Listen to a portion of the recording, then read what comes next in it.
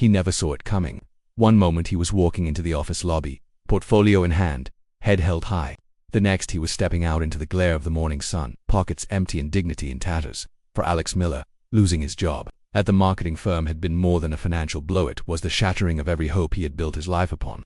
He had imagined a steady climb up the corporate ladder, promotions, pay raises, a comfortable apartment in the city, and weekend brunches at cozy cafes. Instead, he found himself staring at the blank walls of his studio apartment, wondering how he would pay rent next month, how he would eat, and how he would explain this to Emily. That Emily had been everything he thought he needed. A ballet instructor, with soft brown hair and the kind of laugh that made him feel alive. She believed in him when he barely believed in himself. She'd cheered at his presentations, complimented his suits, and stood by his side at parties, smiling at his jokes. When the severance letter arrived, her smile froze. She paced the living room, arms crossed, eyes distant. "You knew what you signed up for when you took that job," she said, voice trembling. "Why didn't you save more? Why did you spend all that money on those stupid suits and fancy dinners? We could have been saving for a house." He tried to explain that his salary had been tight, that rent was high, that he had believed the extra suits and dinners would impress clients and help him climb. She didn't listen. She just shook her head, packing her things into a weekend bag. The door clicked shut behind her before he had a chance to hold her, to beg her to stay. She walked out of his life with a suitcase in one hand and a key to the apartment in the other. In the days that followed, Alex drifted through his routine. He scrolled through job listings until his eyes burned, typed cover letters that felt like lies, and sat in coffee shops, hoping someone would notice him, pick him up, offer him an interview.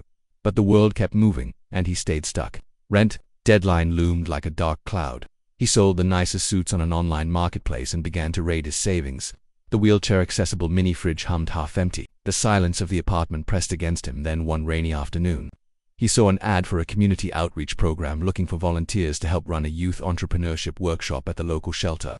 No pay, but excellent networking opportunities. The posting read. He clicked apply, expecting nothing. But the next day an email arrived inviting him to meet the coordinator, a retired executive named Ms. Patel, at the community center. He showed up with a resume that it felt like a confession, telling stories of planning campaigns and managing teams. Those he feared were meaningless now.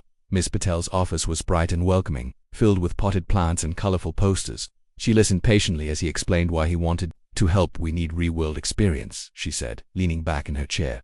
"These kids have ideas but no resources. You can teach them marketing, presentation skills, how to pitch, and perhaps you'll learn a few things yourself." He left that meeting feeling something he hadn't felt in weeks: purpose. On Monday, he stood before a group of teenagers at the shelter, kids with dreams of starting food carts, clothing lines, tutoring services. He taught them how to identify their audience, how to craft a message, how to price a product. They listened, eager, asking questions. When they laughed at his jokes or nodded thoughtfully at his suggestions, he realized that his worth wasn't tied to a paycheck or an office cubicle. He could still help people, still make a difference. Word of his classes spread, and soon local businesses began offering supplies, mentorship, even small grants for promising youth ventures.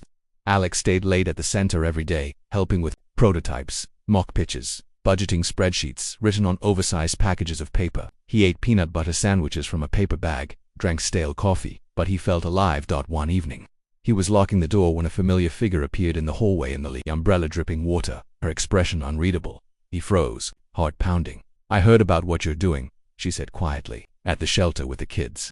He swallowed, unsure whether to be angry, relieved, or hurt. "I'm just helping where I can." She stepped closer, eyes glistening. "I'm sorry I left like that. I was scared. I thought you'd changed, that you'd failed." He looked at her, really looked, the moisture on her lashes, the slight tremble in her voice. "I almost did fail," he admitted, "but I found something that mattered. I found a reason to keep going." She nodded, glancing at the door behind him. "Can I come in?" He held the door open. Inside, the apartment felt emptier than before, but now it held stories of triumph, however small. The thank you note from a teenager whose lemonade stand broke even. The list of contacts from a local bakery offering internships. The community center's notice thanking him for his volunteer service. They sat across from each other at the small kitchen table. Rain spattered the window behind her. Words hovered between them, fragile as exhausted butterflies. "I want to help," she said, voice catching. "I dropped you when you needed support most. I know that now. I want to be there for you if you'll let me." He reached for her hand. "I needed to learn that my value isn't in a title or a salary," he said. "I needed to see that I could give even without a paycheck, that I mattered for who I was, not where I worked.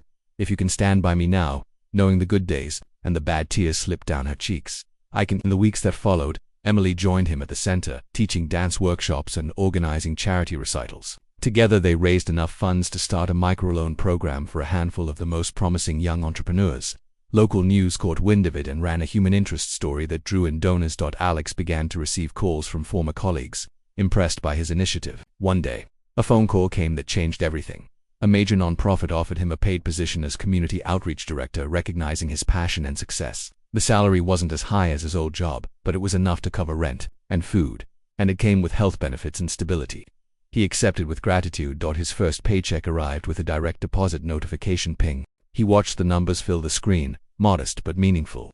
He texted Emily, who was teaching a dance class to girls from the shelter. She smiled at her phone, tears in her eyes. That evening, back in their apartment, walls still bare but their hearts full, they celebrated with takeout and laughter. They toasted to second chances, to finding purpose in unexpected places, to the resilience of love tested by hardship. Months later, Alex stood at the podium of a packed auditorium, introduced as the new director who had turned a volunteer program into a thriving non-profit initiative. He looked out at the sea of young faces, some from the shelter, some from the community center, listening intently. Among the audience sat Emily, her eyes shimmering with pride. He cleared his throat. A year ago I lost my job, my savings, and nearly my sense of worth, but what I found was far more valuable. I found that when one door closes, you can build another.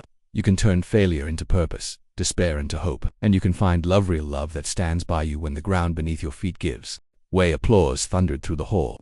He raised his hand in thanks, heart pounding, vision blurring with emotion. In that moment, he understood why losing his job and almost losing Emily had been the greatest gift he could ever receive.